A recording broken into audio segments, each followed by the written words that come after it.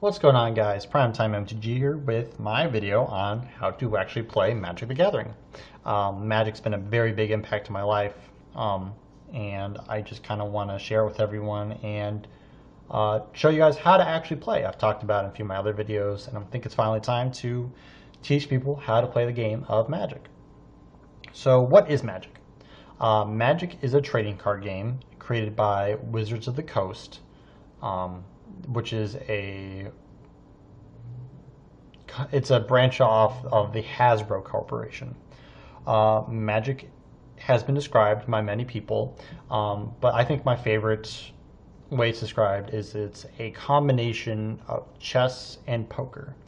Where chess is each one of your cards does something different. It moves on the board, and each card has its own way of winning the game. In poker, it's very strategic. It's methodical. It's thought out. So in a way, and of course, like poker, it uses cards. So that's basically what I think. I like that description of Magic. Magic is a game between generally you and one other player, where the goal of the game is to beat your opponent, which is done by many different ways. But probably three of the biggest is each player starts out at 20 life. Reducing that player's life total down from 20 to 0 is one way. Another way is using cards that have alternative win conditions. That's another way. And the third way is putting your opponent in a position where they either can no longer play the game, they can no longer feasibly win the game, or there's no longer any chance that they can actually, or you get rid of their deck. You mill them. When they go to draw a card, they can no longer draw any more cards. Therefore, the game says they lose. That's the ways you actually win a game of Magic. Like many other games, have factions. We look at like series like Star Wars, which has the Imperials and the Rebels. Look at games like Halo, which has the Covenant and the UNSC. Magic just by itself, excluding the lore, is broken down into 5 different colors. We have white, blue, black, red, and green. And understanding what each one of these colors is and does is one of the most important parts of learning how to actually play Magic. So to begin, we're going to talk about a little bit of the theory and the theory that goes into each one of these colors. I'm going to talk about these in WUBRG order, which WUBRG is white, blue, black, red, green. Each card of Magic the Gathering has all cards of the same back, where it shows each one of the colors. Each color is placed on this is called the color pie, and each color is placed on this in a very specific set. And we'll talk about this when we go into the philosophy of each one of the cards. So to begin off, we're going to talk about white. White is a very human color. White is the color of order. White is the color of pureness. White is the one for all and all for one color, meaning that no matter what it takes, as long as it's for the best of everybody, that is the right answer. So that is white. White is characterized by the land known as plains. We're going to go on to blue next. Blue is the color of thought. Blue is the color of thinking and knowledge. Blue is going to do whatever it takes to obtain that knowledge. It's going to learn as much as it can, and if that learning comes at a price, so be it. A lot of blue effects have you draw cards but discard cards at the same time. So you're learning something new, but at the cost of getting rid of something. Blue is characterized by the island land. Moving on, we have black. Black is the color of power. It's the color of death. It's the color of it's not really the color, but it's the theory of I'm going to win, and whatever it takes, I'm going to do it. If that means I have to sacrifice a few people, that's fine. If that means that I have to beat down, if I have to discard some cards, that's fine. If I have to lose a couple life, that's okay. No matter what it takes, I'm going to win, and that's how it's going to go. Moving on, black is characterized by the land Swamp. Red is the color of emotion. It's the color of freedom. It's the color of passion. It's the color of love. Red will look at all of the other colors and say, man, white, you got your order. Blue, you got your way of thinking. Black, you got your power. But, I'm red, and who needs all of you? As long as my people are free and doing what they want, that's fine. Most red cards are quick. They appear and disappear just as quickly as emotions do.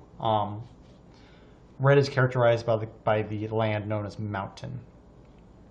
Next, we move on to the forest. The forest is green. Green is the color of life. Green is the color of nature. Green will look at all the colors and say, order's cool, thinking's cool, power's cool, emotion's cool. But who needs all of that when you can just hit something with a giant stick? Green is very barbaric. Green is, who needs the rest of you? Green and nature. Green will always look towards nature for its answers. Green doesn't research. Green will if a city is, or if a forest is burned down, green's gonna look at it and just regrow it. Green creatures are generally the biggest, the baddest, the meanest. That's green. Going on for I didn't talk about this, but white cards are generally cards white creatures are generally small, but while they're small, as you can get a number of them, there's strength in numbers. So white will always try to expand and do as much as it can. White also oppresses other colors. If green gets too big, white says, no, green, we're going to exile you, or we're going to make it so you can't attack or block. We're going to pacify you. Blue creatures are very small, but they're tricky. Blue is very thinking. It's always it's quick on its feet. Where a green creature comes in to punch you, you're like, nope, I'm making an illusion of myself. You just punched air theoretically. Blue is very smart. It laughs at the dumb colors and says, ha, look at me, I'm so smart, I'm blue. Blue is a lot of things that, for removal, blue will, when cards are cast, they counter them. So you're charging up your fireball, and they go zap. No, you don't. No more fireball for you. Black creatures are generally, they're big, like they can be big as green, but they come at a price. There's a price for being big. There's a price for everything. Nothing in life is free. Everything comes at a cost. That's what black believes. And its spells are like that, where if, let's say, something big green comes out, it's going to kill it. It's going to die. It's going to wither it away. That's what black will do. So that's kind of a theory of each one of the colors. And finding out what color you like is very important. All the colors interact very well with each other. When choosing colors, it's important to understand how their play style interacts with each other. The colors touching are called allies. So if we're looking at green's allies are red and white, because these colors work well with green. While the colors on the farther end of the color pie, blue and black, are kind of green's enemy colors. They're the ones that don't, by nature, literally, don't interact as well with green. So for green and white are its allies, while blue and black are its enemies. White and blue, allies, enemies. Allies, enemies, allies, enemies for black. And then these are the allies, these enemies. It's important to understand and finding out what color combination works for you. How do you think? For me, I really like green. I think green, I like playing creatures. Green is generally, while green and red are the easiest colors to learn how to play with, they're not always the best colors. So jumping right in, usually most players gravitate towards green and red. And while they're the easiest colors, don't knock them out because while they're easy, they're still very powerful. Whites, blue, and black are generally a little harder to learn because there's a lot more mechanics that go into them with learning how. So green and red are generally our beginner-friendly colors. And the deck that I'm going to be using, for example, is mostly green and red. The best way to figure out what color works for you is to sit down and think, who am I and how do these colors describe me? Because we can think about each one of these. Then on top of that, we have to sit down and think what colors don't work for me. What do I not want to play? For me as a player, I like having big, green, fast creatures. I don't like little dorks. I'm not a big fan of them. And while I'm okay with black and blue, white's a color that I don't really enjoy. So finding out what colors you don't like is important. Play around, have fun. Ask people what they like, figure out what they like, because all of that will go into helping you figure out what colors you want to play. We're going to talk about kind of what goes into building a deck and what is a Magic deck next. So, what is a Magic deck? Well, by Magic rules, a Magic deck has to be a minimum of 60 cards. It can be over 60, but 60 is the required amount for most sanction level play. There's a few ways that you can have more than 60 cards, but that's not anything we're really going to worry about talking about in this video. So the minimum is 60. Most players, and by most I mean almost all, should follow the playing 60 cards in their main deck first, as a first and foremost idea. Playing more than 60, according to the rules and regulations, your deck can be as big as you want it, as long as you can do this shuffling thing by yourself, unassisted. If you can shuffle 80 cards, go ahead, build an 80-card deck. If you can shuffle a 100-card deck, go ahead, shuffle it. If you can build a 200-card deck, no one would say do that because there's no real fear. Like, you can do it, but you need to be able to present your deck, have your opponent successfully cut it, and have your cards be in a randomized, unknown order. So where that you drawing a card off the top of your deck have no idea what comes next. The reason why most people suggest you stay closer to 60 is because you want to keep your deck consistent. Using 60 cards, you are generally to see, since you can the max number of cards you can play in a Magic deck is 4. 4 goes into 60 very well with consistency, meaning that if you play four cards of the same type in your deck, you're more likely to see it that many times in a game. There are situations where maybe going a little bit over 60 is a good idea. Let's say you are getting rid of a lot of cards from your deck. If you're exiling top cards, maybe you just need to squeeze those extra cards in and there's no room in your sideboard, which we'll talk about again, what a sideboard is in a second, into your main deck. That's where, maybe playing the 61, 62 is okay, but it's generally not advised. And by general, I mean play 60. It's the smart thing to do. So your main deck is 60 cards.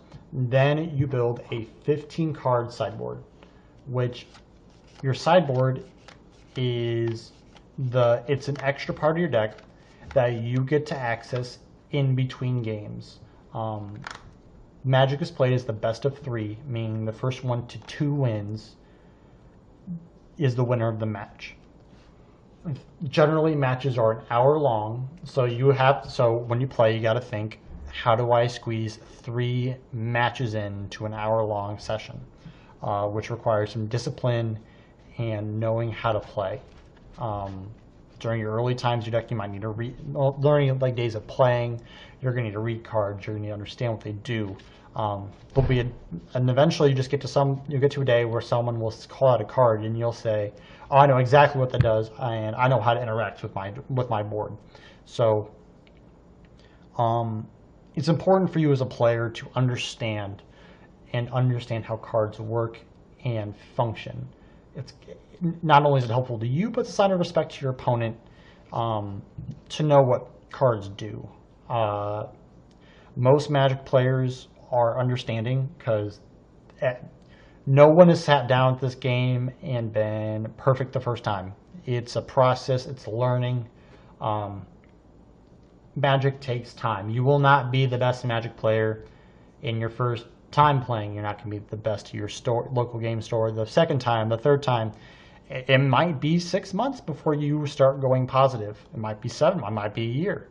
It all goes down to how quickly you can learn games and play them. So we're going to talk about what goes into building a deck. So we have 60 cards. Most decks are consisted of 20 to 24 lands, where lands are your bread and butter of how to play the game. I'm going to go into in-depth what each card type is here in a second. You got 24 lands. Most decks will have somewhere between 15 to 25 creatures, and then whatever number of cards that are left are played as spells.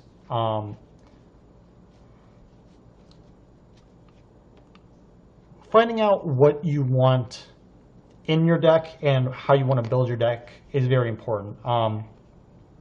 That all goes down to selecting your colors. If you want a deck that hits hard, hits fast, plays a bunch of creatures, but those creatures have to be lower costed. So you might only have 20 to 22 lands in your deck, and your deck mostly made of creatures and a few extra spells.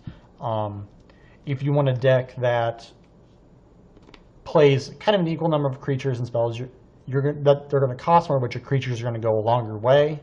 You might play 22 to 24 lands. If you want a deck that plays more spells and controls your opponent more, then you might play up to 26 lands so that you consistently play a land on every one of your turns and you don't miss a land drop. So it all goes down to figuring out what you want your deck to look like and be. We're going to go into talking about what each card type is and how does it work. So, to begin, we're going to talk about what a creature card is, because this is probably the card type you're going to be seeing the most when you play. So, each creature type is broken down. All creatures pretty much are broken down very similarly, and all the most recent card arts are going to look exactly like this. So, the top left, we have the name of our card. For this one's called Drover of the Mighty. Each card has its name, converted mana cost, card type. This is similar to right here on solve cards. Your creature type is after the dash. Your card text and abilities. Then you have right here, you have your power and your toughness. And then the rarity. We're going to go top to bottom, keep this consistent. So, card name. Card name is very important because if this was just a picture of a guy standing on dinosaurs, they would just call him Guy Standing on Dinosaurs. So when it goes to knowing what your card name is and identifying with other people what card are you specifically talking about, knowing the name of your card is very important. Next, we're going to talk about the converted mana cost. This is probably the hardest thing for players to learn. When you first look at it, you will look at it and say, well, this guy costs a costs a green and 1 extra green. So most people read this as green, green. That is not true. In Magic, when you need to make the mana to play creatures like this, you look at its it's like it's reading backwards. You look at its color needed and then this. The color needed is always going to be shown by the symbol. Some cards have more than one symbol, such as this card right here, meaning that for this card, you need to have 2 ways to make red mana, and then 2 whatevers. This is a Planeswalker. I'll talk about this in a bit. So right now we're just concentrating on what's in the upper right-hand corner of the card. So for this guy, you need 1 green, 1 generic mana. This used to be, some people call this colorless. That's not true anymore, as the most recent sets have actually done away with calling this colorless, because now colorless is actually a specific type of mana that's produced. Looking down, the card type is also very important, because it lets you know what this card is, when can I play it, and what will it do for me. So we're looking at this guy. He's a creature. He's a human druid. Your card type always on the left. There are cards that have more.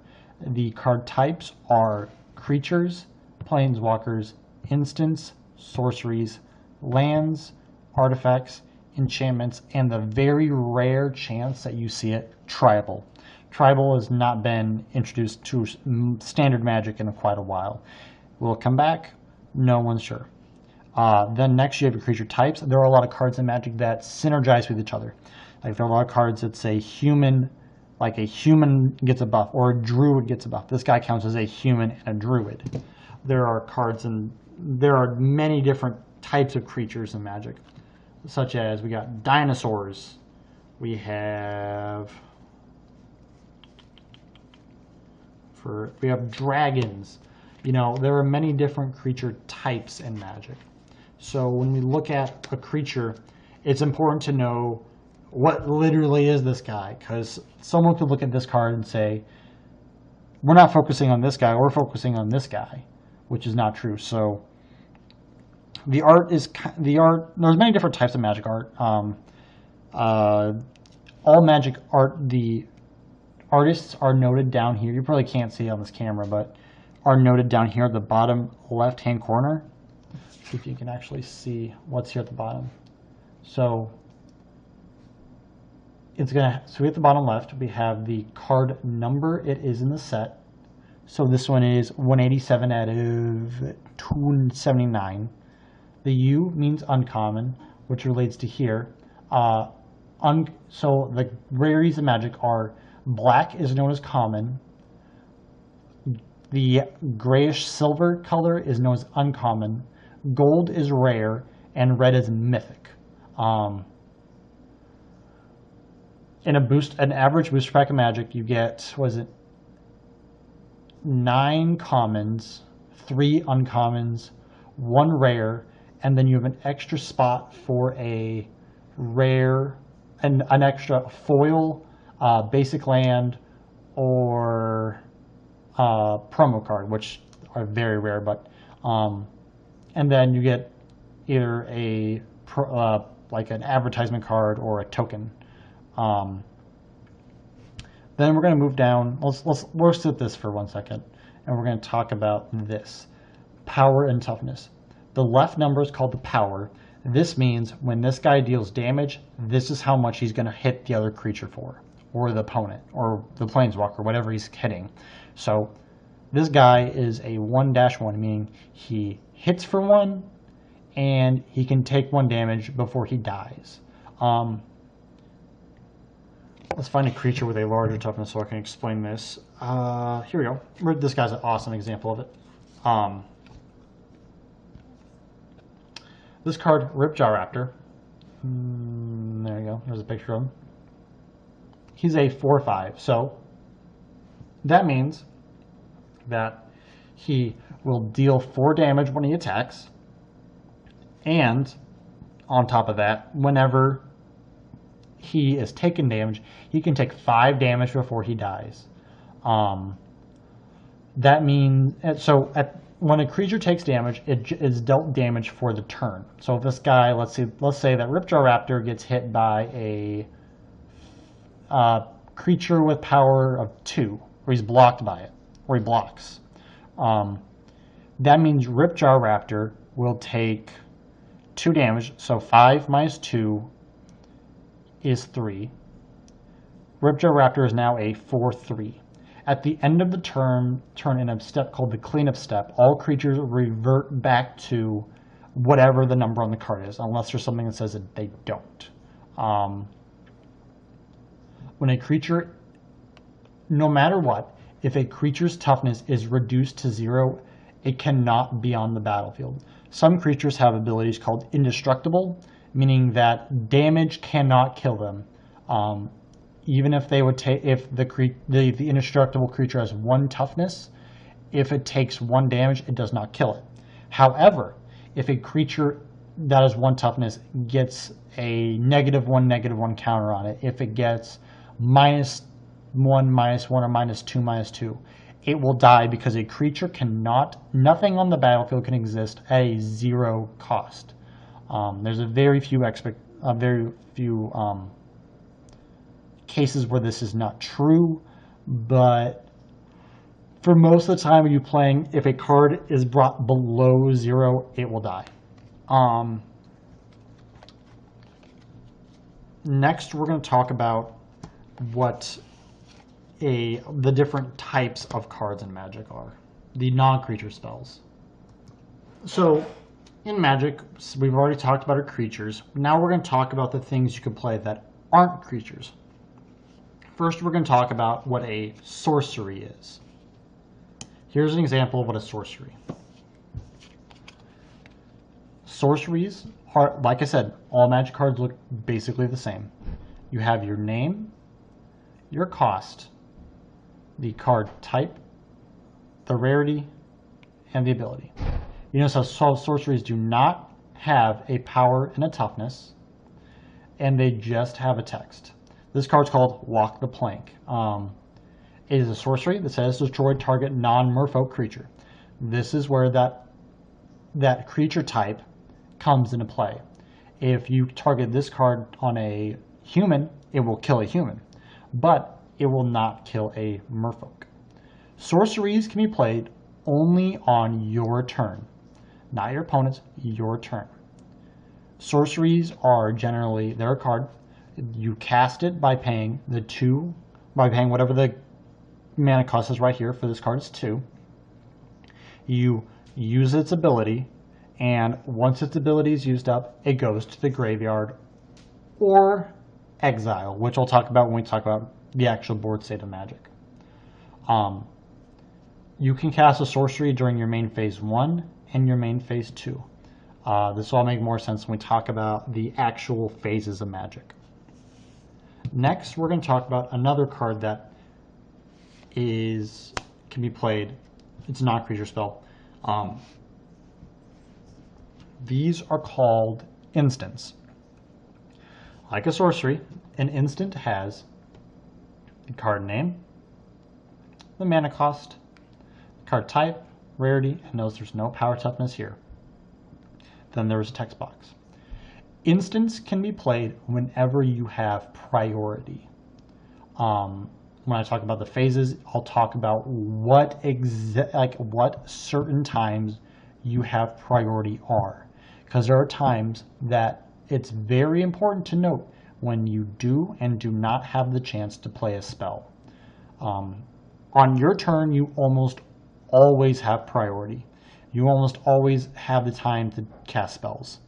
On your opponent's turn, it's important to understand when your opportune times and when your available times are to play your spells. Instants and sorceries are very classified as non-permanents. A permanent card is a card that stays on the battlefield after you cast it.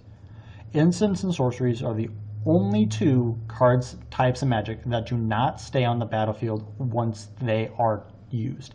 They come out, You cast it, its ability resolves, and once it is done, it gets discarded to either the graveyard or the discard pile. You'll know at what scenario, and I'll explain to what those two are. Now we're going to talk about permanents. As we talked about, creatures earlier are permanents. The next two types of permanents that we're mostly going to see is the next thing called an enchantment. An enchantment is something that stays on the battlefield. Again, this has its name, mana cost, which this one, let's review. What is this?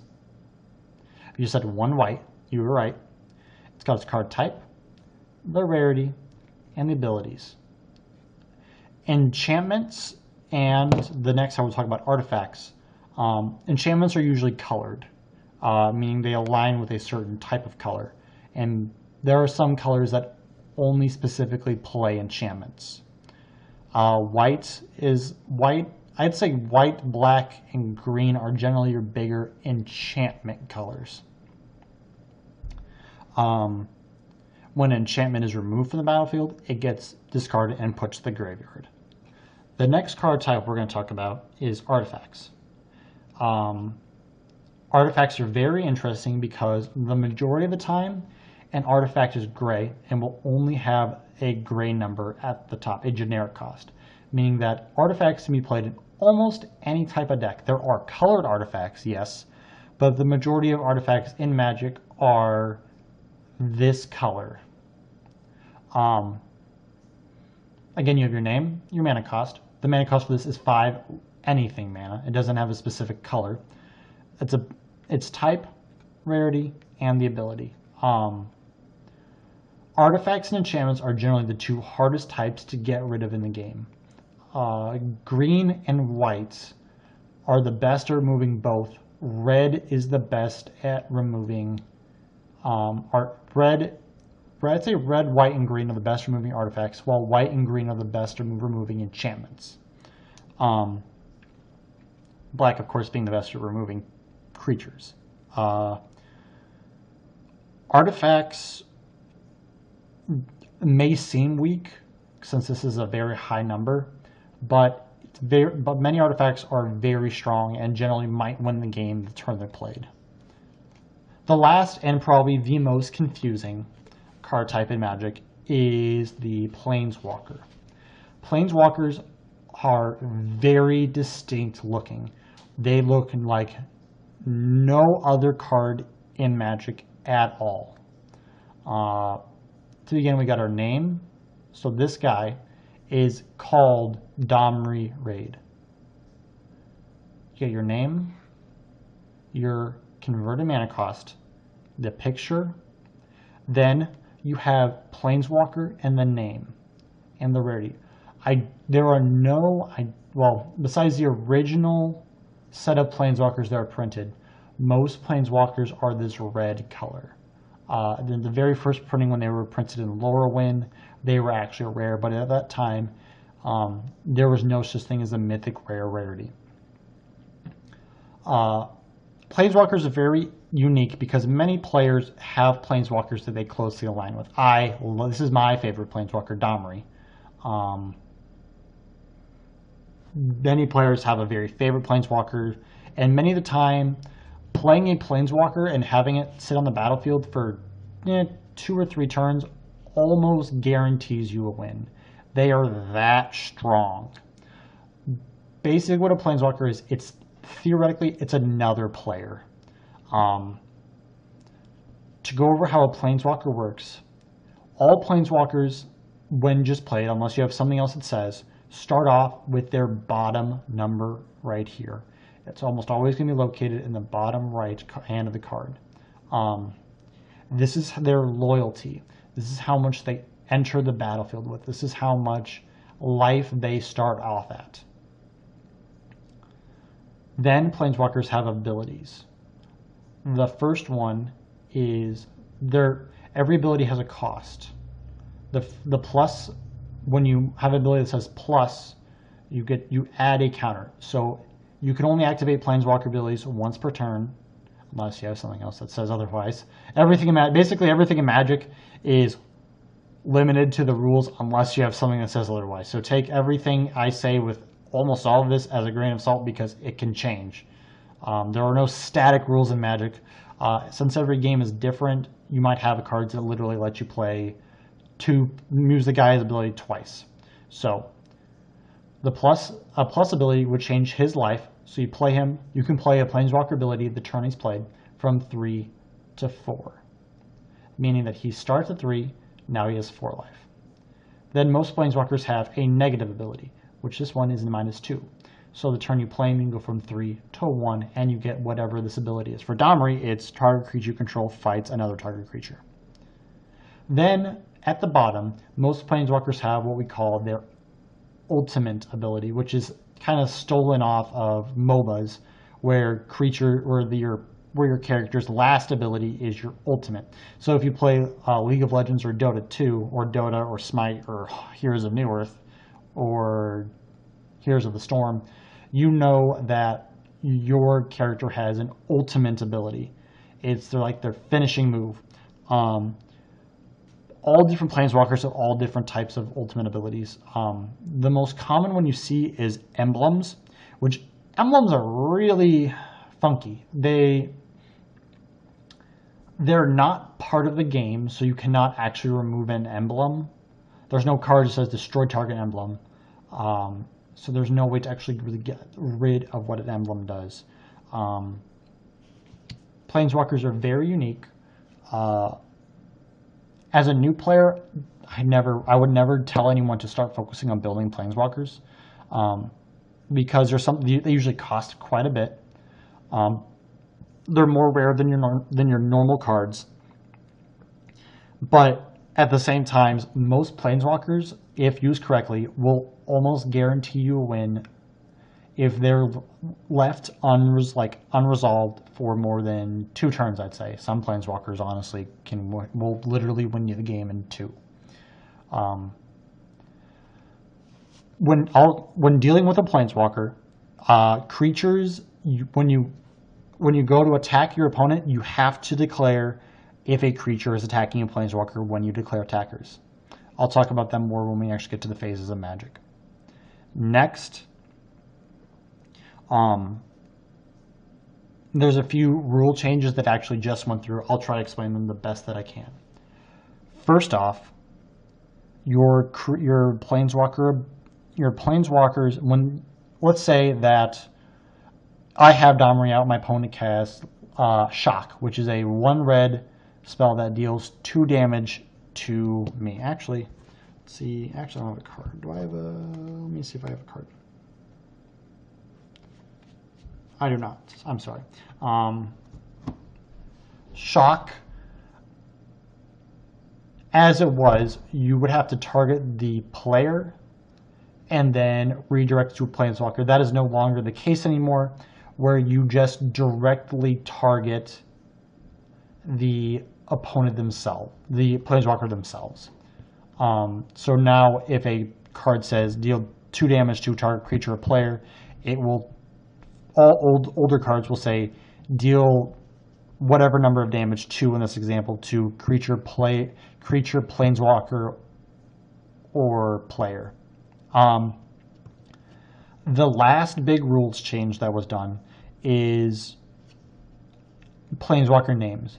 For the longest times, Planeswalkers, if you had a Planeswalker out, if there was another Domri Planeswalker, let's say I had Domri Raid and they make another Domri, I would have to choose which Domri to leave on the battlefield, because you literally can't have Domri here and then see another copy of himself here and be like, oh my gosh, there I am. I'm actually going to grab really quick an example of this to make it really easy to understand, because this is a new rule and it's very important that all players understand how it works exactly.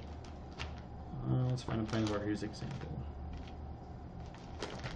Here we go. Here's a good example. Grab this card.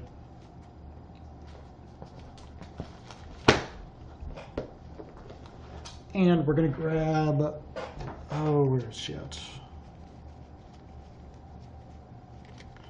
grab this card.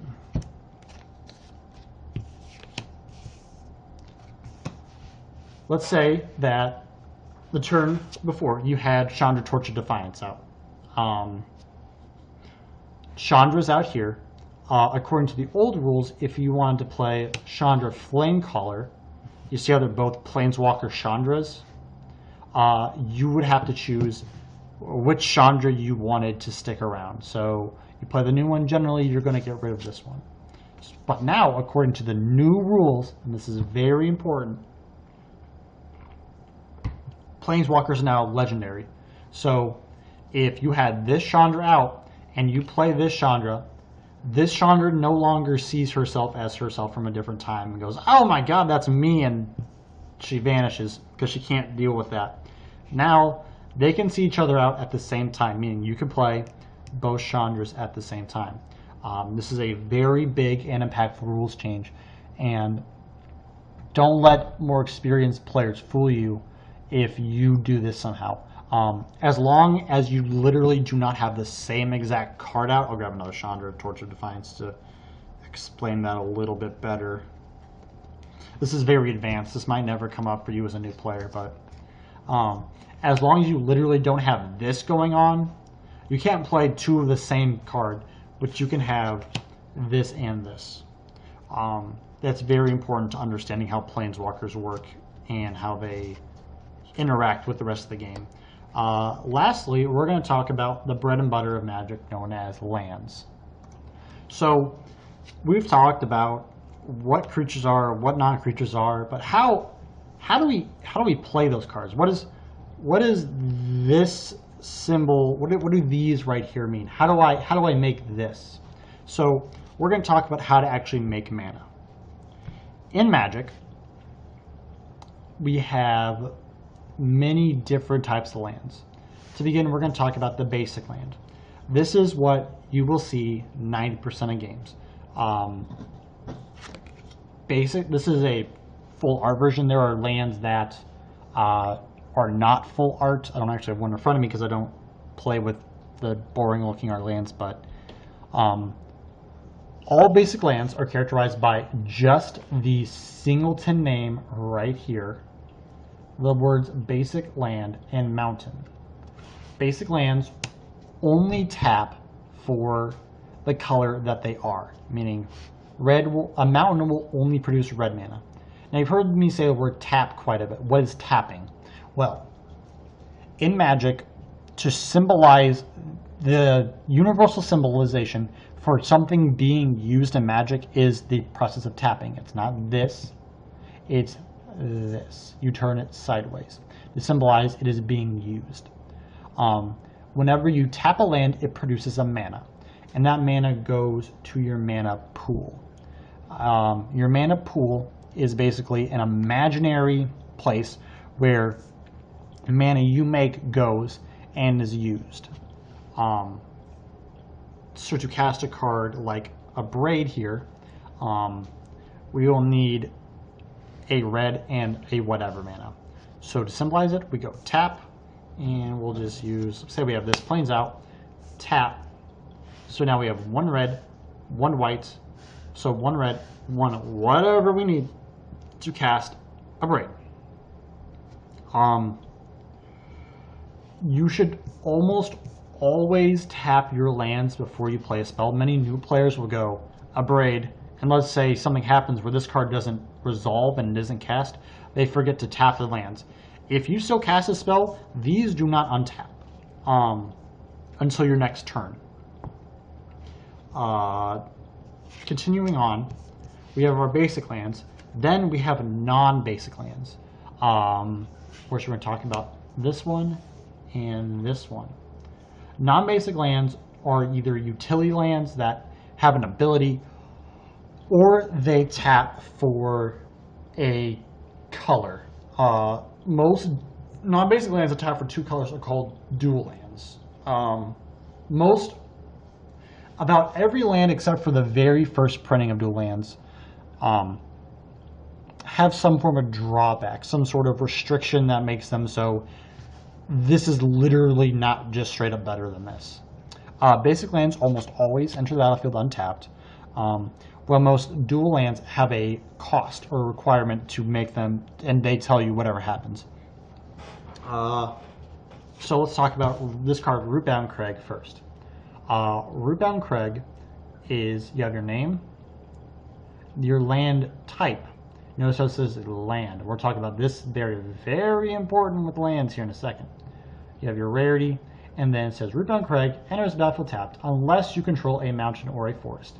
So, and then it taps for red or green. Most beginning players think that when this card is used for mana, when you turn it sideways, it makes a red and a green. That is not true. It makes a red or a green. So it's very important to note that you need to read your cards. Read your cards. Read your opponent cards. Read cards from other tables. When you're new, read everything. It helps you learn how to actually play the game. So we tap. We have that out. We've tapped this, or we play it. Let's talk about, let me rewind here, I'm sorry. So we play Rootbound Crag. Now we have to see what happens if Rootbound Crag enters the battlefield tapped or not. Let's say we don't have this card out. So when we play Rootbound Crag, we look at a battlefield and say, do I have any other lands? Well, no. So then Rootbound Crag enters the battlefield this way. Then we're going to talk about what if we had this mountain out. Well, we got a mountain out, and we play Rootbound Crag. Rootbound Crag says, oh, hey, look, you've got a mountain. I am battlefield untapped. So that means that turn, we can tap both of these sideways and either make a red or a green, 2 red, or whatever colors we need to make. This is the wonky guy. These lands, this is another dual land. Some lands have the basic land types. So while this one is not lit, while this taps for a red or a green, it's not a mountain or a forest. Technically speaking, this is a mountain or a forest. Always read this part on your lands. It's very important. So Sheltered Thicket says enters the battlefield tapped, meaning that no matter what, you can have 17,000 mountains out. Who cares? This is going to enter this way. When we talk, as a beginning player, you're not going to find out,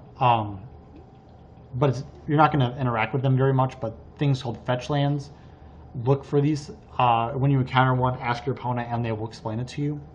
But this is very important.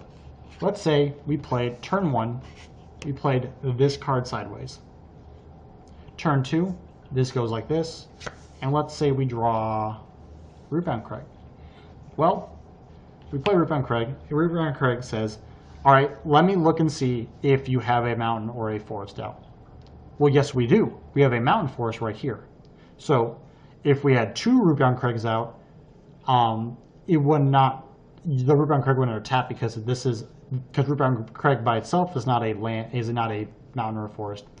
But Sheltered Thicket is a mountain forest. So it's always very important to look into your lands and see how they interact with each other. Going on to some land rules, you can play 1 land per turn. 1 land per turn. It is your responsibility as a player to keep track if you have or have not played a land per turn. Some players will wait until their second main phase to actually play a land. It is very important that you as a player keep track if you have or have not played your land the turn. Finally, we're going to talk about the actual steps that go into playing Magic. So, when we sit down to actually play Magic, you generally sit down and start the game every way.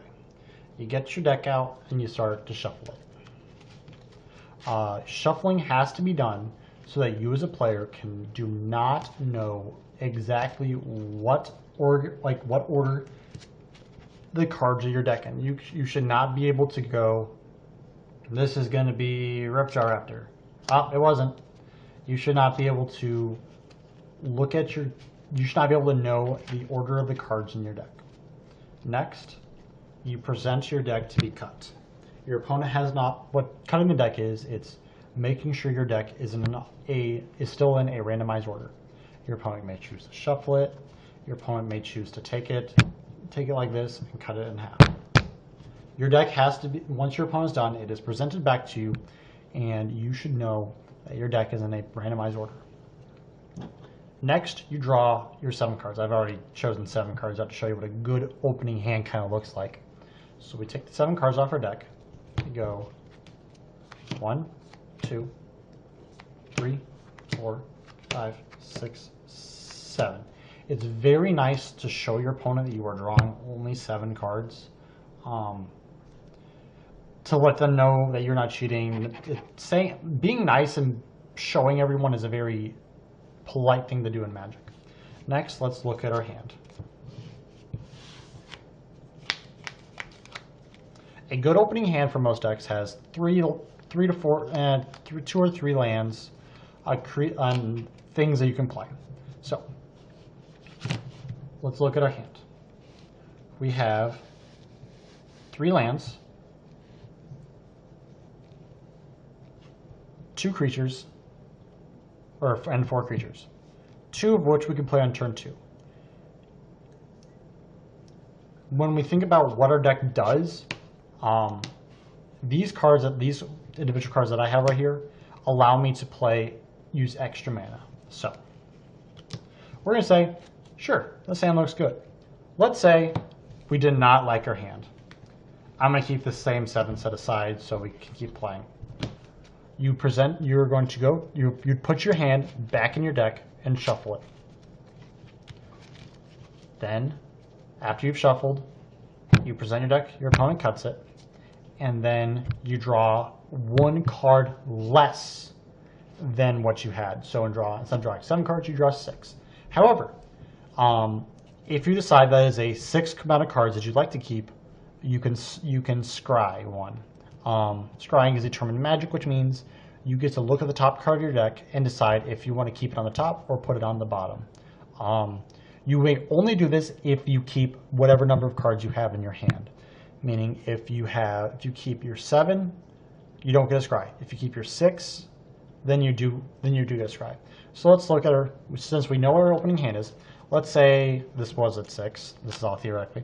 We'll go to the top card of our deck. We see Spirebluff Canal. Now, do we really want another land? No, but do we want the blue mana? That's probably nice. But we don't need it. So we put it on the bottom of our deck.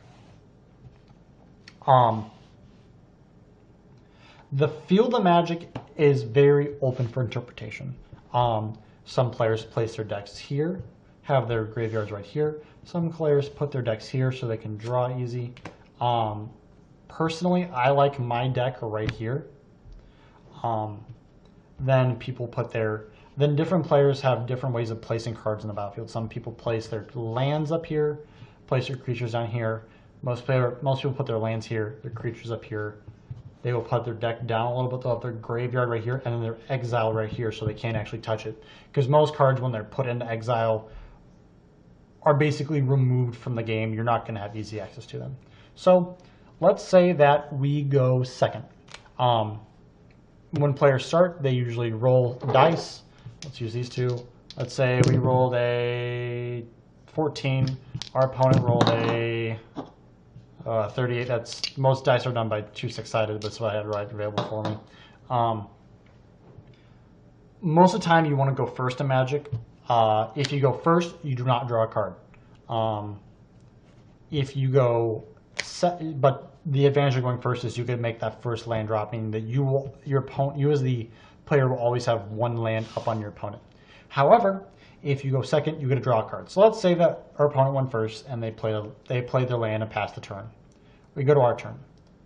The beginning of the turn, you untap. We don't have anything to untap yet, so we're not going to worry about that. Next is upkeep. We have nothing to worry about our upkeep phase, so we're going to draw our card. Card goes to your hand. Let's look at our hand. Now, knowing we can play 1 land per turn, we always want to think is what is the smartest and most optimal way of playing our cards. Well, we have Rootbound Crag here. From earlier, we know that Rootbound Crag will enter the battlefield untapped and ready to use if we have a mountain or a forest. Well, we don't have anything out. So let's look back at our hand. Oh, I got this basic mountain, and this is pretty good. We could play this, but do we have anything in our hand that costs just a red? No, we don't. So this probably isn't the right play. Next, we have Shelter Thicket. Now, playing a land like Shelter Thicket early is nice because not only now, as we remember from earlier, we have a mountain forest, but also we get the land out of the way and we don't have to worry about coming in tapped later. So always look at your hand and always think about what is the smartest thing that I can do. So we play Rootbound Crag and pass a turn. Let's say our opponent untaps and they play a guy with 2/1 and haste. I'll talk about haste in a second. But as a player, you are always in charge of keeping track of your own life total. Some players use a pen and a pad of paper to write down the life total. That's probably the best way of doing it because you can keep track of your life total and your opponent's. Most newer players and more casual players will use these things called spin down dice. You can get these in every fat pack, every bundle. My apologies. Deck Builders toolkits. There's a bunch of ways to get these. You can bum these off people. Your local gaming stores usually have these for sale for $1. Each one has a set symbol. This is 20 on the dice. And each number you're going to need is adjacent to it, going down all the way to 1. And once you're less than 1, you lose the game. So there's no point in having a 0. Most of the time, you can ask a pre-established player if you can have one. I've got so many of these; it's not even funny. I give these out to newer players. I mean, I have like 5 that I consider my special dice, like the ones that, like the very first one I ever got. I always have on me. I've never given that one away. But some people keep these in commemoration of like pre-release. They're very collectible. They're very cool. For this example, we're going to use these. So our opponent attacked us. We lose 2 life. All right, that sucks. So then we go to our turn. The beginning of your turn, everything turns from this way to this way. This is called your untap step. Next, we go to our upkeep. Many cards have abilities that trigger on your upkeep. Your opponent has a chance to play things. Actually, this would be a really cool time. Let's talk about priority. On your untap step, your opponent or you, if it's your opponent's untap step, has a chance to play an instant. We're going to actually let's just talk about that next turn. So, remember, what we do? We always draw a card. Always remember to draw a card. Drawing cards is probably the best feeling in Magic. Got this card. So, let's look at our hand. Well, we have 2 more lands. So, what are we going to do? Let's play Rootbound Crag untap because of our Shelter Thicket, because it's a mountain forest, Rootbound Crag enters battlefield untapped. To symbolize we are playing a creature or playing card, we tap 2. And we're going to get out Drover of the Mighty. And then we pass the turn. Our opponent takes their turn. Let's say they attack us again for another 2. We don't really want to lose this guy, so we're going to take 2. We're going to tap, draw another card, put that to our hand. We're going to play a mountain, tap this guy, because some creatures actually have the ability to add mana. Like this guy says, add 1 mana of any color to your mana pool. Tap this guy. We're going to play Ripjaw Raptor. We pass the turn. Our opponent untaps. They take the turn. They can't deal with Ripjaw Raptor, so we go to our turn. We untap. We draw a card. We got another Shelter Thicket. So, what is the smart thing to do? Well, to generally mask the idea that you don't have anything in your hand like up to do yet, and you're doing something trickery, it's always the best idea to play creatures, enchantments, and artifacts on your second main phase to hold up the idea that you have something that you want to do with your lands. So, we're going to talk about attacking. Let's see if we can find something for our opponent to have so we can have an idea of their creature they have out.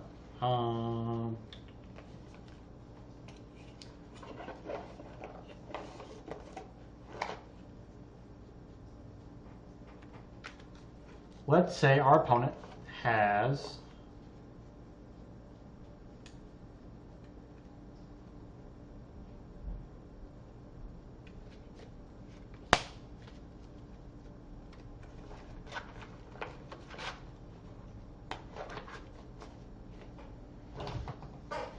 Glint Sleeve Siphoner and Winding Constrictor on their side of the field.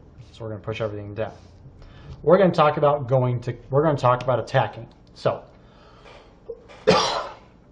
let's look at our field and see what we got going on. Well, we have a 4/5 Ripjaw Raptor, and now because of Drover the Mighty's ability, because we have creature type dinosaur, Drover of the Mighty gets +2/+2 as long as we control a dinosaur. So let's talk about attacking, because this is very important. When you go to attacks, you always tell your opponent that you're declaring combat. So you can say, I'm going to attackers, I'm declaring combat, whatever you want to say. Once you say you're going to combat and your opponent okays it, because moving phases throughout Magic is a chance for your opponent to cast spells and activate abilities. We're going to go swing with our Ripjaw Raptor and our Drover of the Mighty. Now our opponent, now there's a stop. So we've shown that we're attacking with these two. There's a stop now. We don't look any further. We wait for our opponent to okay, because after you declare attackers, there's a chance for your opponent to respond. Let's say, no, they don't have anything right now.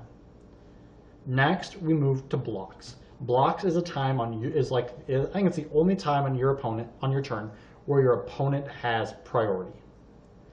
Your opponent chooses, man, we don't like this Ripjaw Raptor. We don't want that to hit us. So we're going to put Glint Sleeve Siphoner in the way.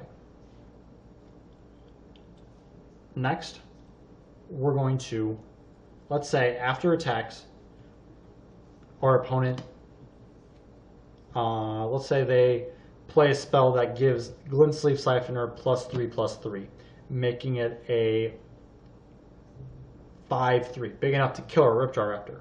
Well, we don't like that. So let's say we're going to talk about this wonderful thing called the stack. The stack is basically a game of catch between you and your opponent. So these two are blocking. He's attacking, symbolized being tapped. This guy is blocking. Your opponent casts a card that says this guy gets +3/+3. Well, we don't want our Ripjaw Raptor to die. So what we're going to do is we're going to tap our 2 lands, and we're going to play a Braid. So as the stack goes, it's literally called a stack because it's this on top, on top, on top. So to repeat, these are blocking. This goes on this guy, then this goes on this guy. And then you finish the stack going from top down. So a Braid first will deal 3 damage to Glint Sleeve Siphoner, meaning that now Glint Sleeve Siphoner is now dead. Then Gigantic Growth resolves. Gigantic Growth has nowhere to go because the card targeting, or not Giant Growth, whatever you want to call it, we'll just call it Giant Growth, sure, was targeting Glint Sleeve Siphoner is now no longer existing, so it goes away. If a creature is blocked and somehow the other creature dies during combat, the creature still remains blocked because there's something in the way of it. However, our Drover of the Mighty was not blocked. So now we go to the damage step. Drover gets through and deals 1, 2, 3 points of damage. That's how combat works. Next, we go to main phase 2. Let's say our opponent let's say we only had 4 cards and our opponent wasn't worried about 4, but they were really worried about 5. Next, we play our land, it comes in tapped, and we pass the turn. Your opponent doesn't do anything, you untap, you draw your next card. Rinse, repeat, it goes on like that. Let's talk about some creature abilities. Probably the most you're going to encounter is, I think it's Trample, Flying, and Haste are probably the ones you need to know about the most. Let's Find a card with trample. Actually, we have one in our hand. There's one. And where's the thing I'm flying? There's one. So, that's how you kind of play your turns of Magic. Now we're going to talk about what creatures do.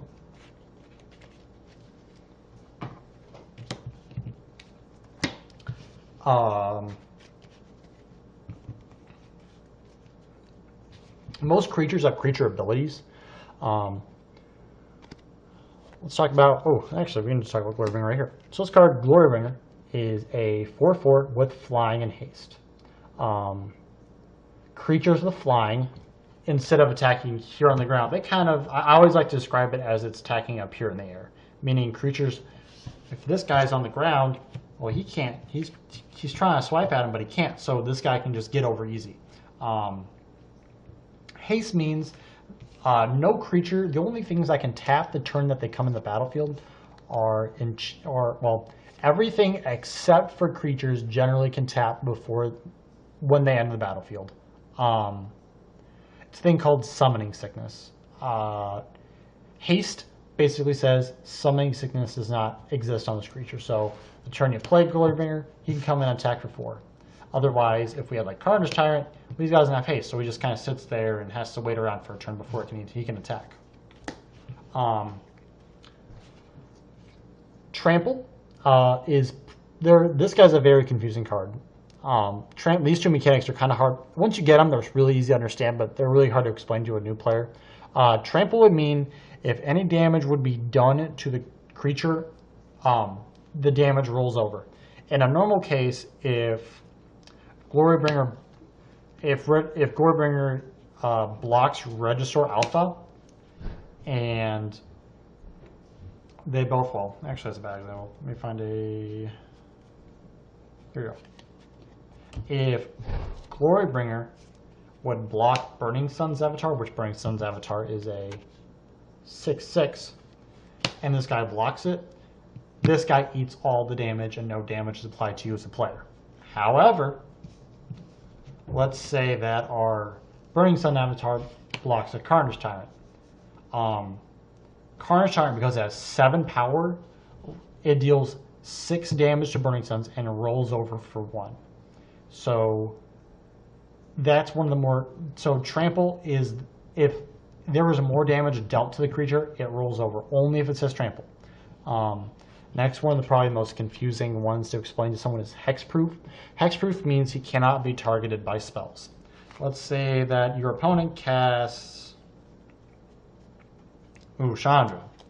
Big scary, mean old scary Chandra. And this guy's taking, after damage, he's taken 4 damage. Your opponent cannot go deal 4 damage to our creature on Carnage Tyrant because Hexproof says that he cannot be targeted by abilities your opponents control. Creatures with Hexproof are generally very expensive, mana cost wise, but they're very hard to deal with and kill. That's just a few examples of creature abilities. If you have any real questions, ask your opponent or ask a judge or another more experienced player what they do.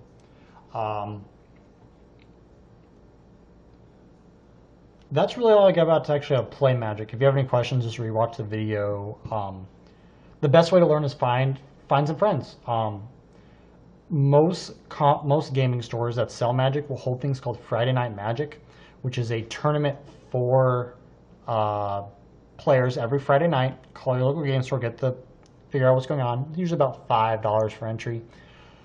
Most gaming stores would give out, if it's $5, you get a booster pack of 15. You get a booster pack per win, F&M pound. There's a lot of weird math that goes into it. But that's usually what you get for winning. You get booster packs of Magic, or you can get store credit for buying stuff in the store. Getting started, there's a lot of ways to get started. I'll do a whole nother video on how to actually get started playing, like getting the cards you need. I'll do that at a later date. But I hope everything you learned here will go to use into you learning how to play. Primetime MTG, thank you very much for watching, and I'll catch you guys later.